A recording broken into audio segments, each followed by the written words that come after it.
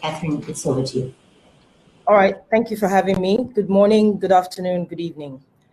You see, we have a popular saying in Nigeria, wahala no dey finish, meaning the problems never end. You see, I grew up in a family of 8 where my parents really had their hand full.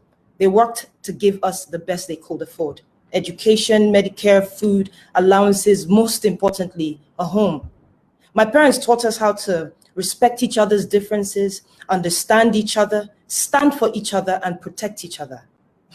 I must say, my brother did take a lot of the blame for my many mischiefs. But unfortunately, in the late 90s to 2000, things took a turn for the worse when the Ishekiris and the Ijors in Warri, where we lived back then, went into war with each other because of a failure in leadership and respect for differences. Many were displaced from their homes and killed. My parents lost a lot, and I had to grow up real quick. This was my first real encounter with insecurity, a lack of accountability, and irresponsibility. Nigeria is home to over 200 million brothers and sisters that are beautifully diverse in tribe and faith. But we lack education, a functional health system, electricity, we lack jobs, security. The basic things that any parent, guardian, and in this case, a leader should provide so that we can achieve our ambitions.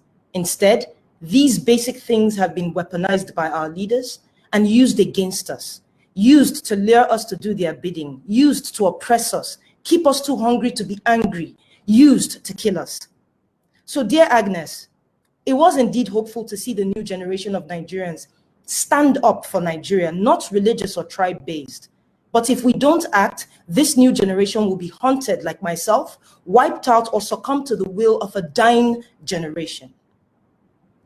But even a magician cannot perform one trick forever, because we, the Nigerian people, were tired.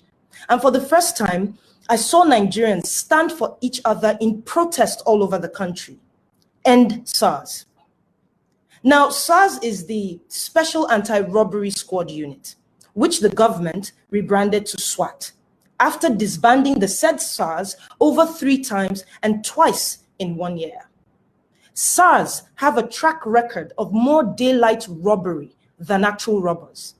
They've murdered more innocent citizens than murderers in the society, more rape than the public is even aware of, constantly exhibiting their lack of intelligence and training by harassing Nigerians, either because of how we look, the hair we have, the cars we drive, or if we have tattoos on our bodies. When you speak up and ask what you may have done wrong, they beat you up, lock you up, or kill you altogether. Now, this gave birth to a movement, End SARS, a movement against police brutality, which has since become a much bigger movement against bad governance. And the reason is simple. From the President, General Muhammadu Buhari, downwards, they are all SARS. You see, because this is a government, yes, that would rather silence and kill its citizens rather than be guided by their concerns and their cries. Hide COVID-19 palliatives, mind you, that were donated rather than feed its people.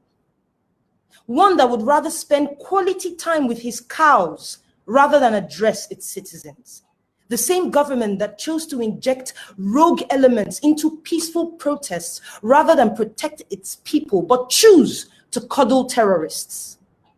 It is the same government that froze the accounts of protesters and seized passports, but cannot seem to trace the accounts that sponsor terrorism.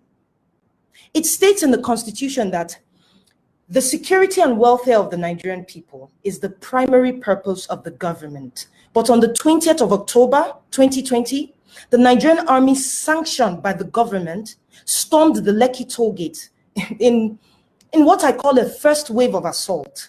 No warning, no dialogue, just guns blazing, shooting into a crowd of the bravest set of people I have ever met. Braver than the men and women trained to be brave, braver than the government officials who sent them there. They shot at us with live ammunition. We braced ourselves, we screamed, we sang, we cried, all while waving our Nigerian flags. You see, as I witnessed people die, I truly I truly believed we would all die. And so I started to live broadcast the insanity on Instagram, and I am not the only one. In a matter of minutes, dreams and futures were lost. Nigerians killed unprovoked. But the commander of the 65 Battalion, Salisu Bello, claimed to have given us water and drinks that night. But that is not even on the same continent with the truth. I have a clip recorded from the live broadcast where you can hear me asking Bello why they were shooting at us with live ammunition. His response was that my coming close to him poses a threat to him and he will act accordingly. Is this the act of someone who gave us water and drinks? I also have another clip from the same night where you can hear a lady's voice asking the whereabouts of the people that had been shot. Further proof that the bodies we saw were taken away by the army present. The army claimed to have cared for us. But when the Nigerians that were on that live, when they called ambulances to assist us at the toll gate, they were stopped and asked to turn back by the army. We were forced to have a crash course on medical procedures, attempting to extract a bullet from the leg of a protester until one ambulance came from the back. So please tell me, what then was their intention if not to kill us?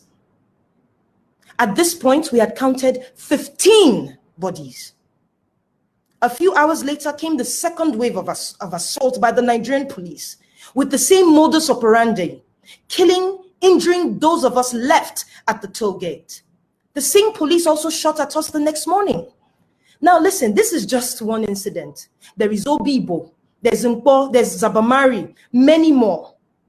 The Nigerian authorities, under the poor, corrupt and misguided leadership of President Buhari, down to his cohorts, Governor Jide Sanwo-Olu, General Takar Buratai, Brigadier Taiwo, F.O. Omata, Lai Mohammed, and many more. They have all tried severally to deny these events, while in the same breath contradicting themselves.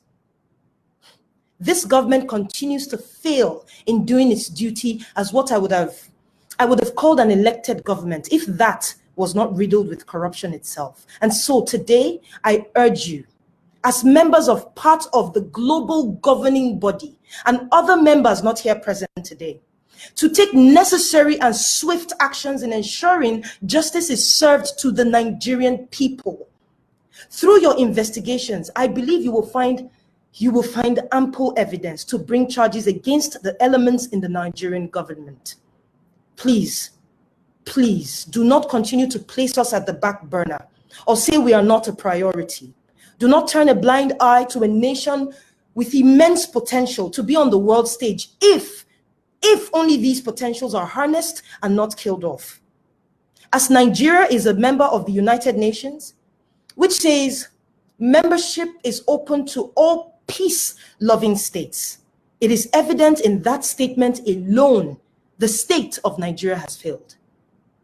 Our leaders too greedy, too corrupt, and quite frankly, unequipped intellectually, mentally, physically to protect Nigerians or move the nation anywhere.